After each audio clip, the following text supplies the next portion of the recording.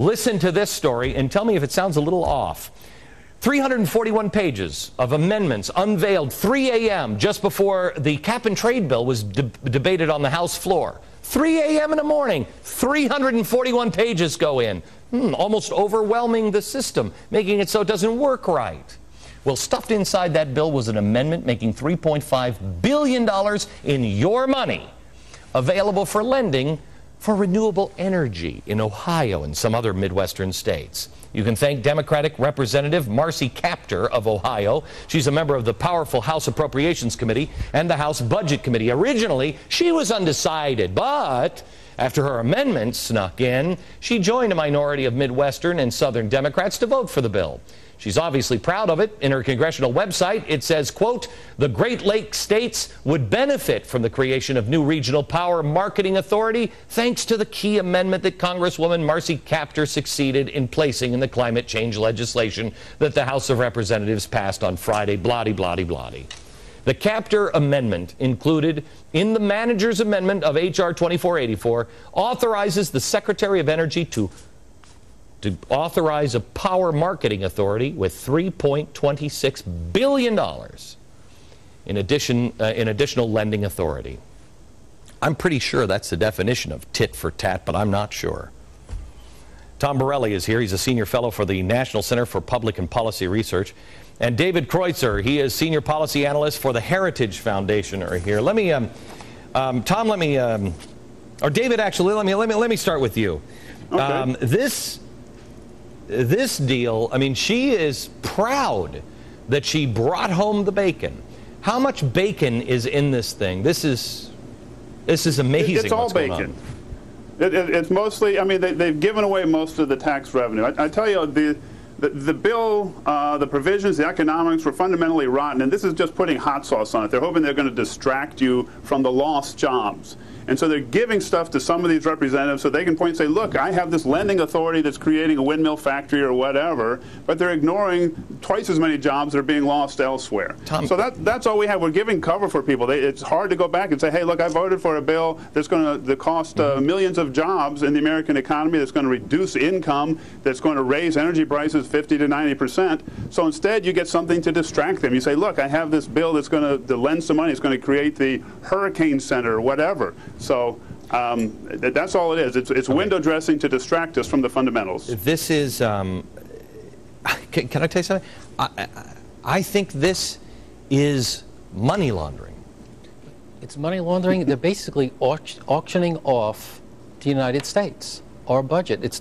Remember, Obama wanted $600 billion of revenue from this. That was the starting point. He's given 85% of that away to get passed.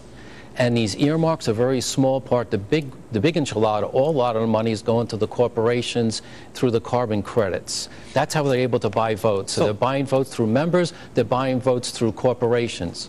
Somebody help me out here. David, help me out. USCAP, is it USCAP? Is that what it was? United States Climate Action Partnership. It's a partnership of radical environmental groups and big corporations. Okay. They're married together. Look at down at the bottom of the screen. You can see all of it's Chrysler, it's John Deere, it's Caterpillar. Chrysler with our money. Yeah, with lobbying. General Motors. It's our money. They're all in here. This is amazing.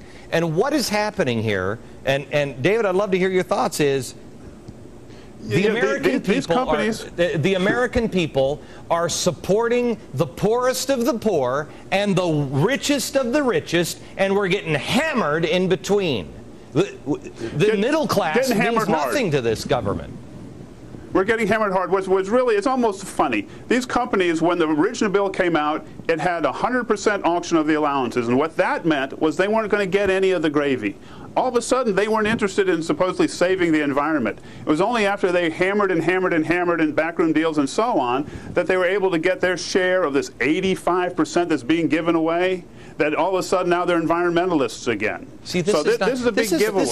This is because we have a piece later on Acorn and SCIU, which are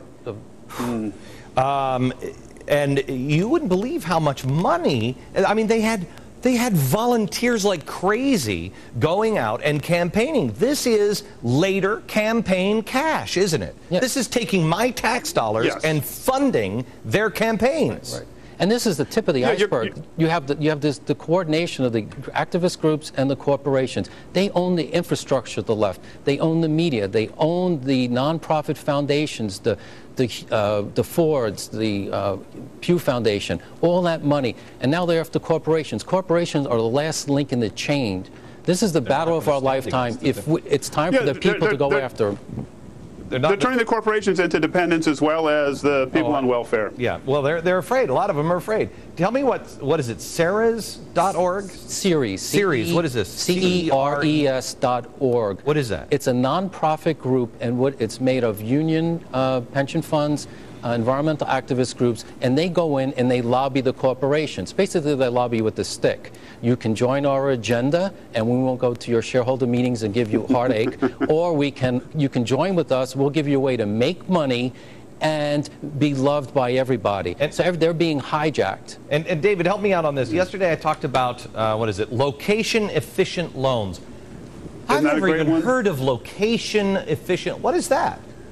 Well, here's even better. Who's administering it? Fannie Mae and Freddie Mac, the same people that led us to the housing bubble and collapse. They're going to be given more authority. Somebody doesn't like where you're going to choose to live, so you only get the mortgage if you live where they want you to live. Wait. I'm trying to understand what this means. What does that mean exactly? That if I'm living in an inner city, then I get the loan. If I want to live out in the suburbs, I don't?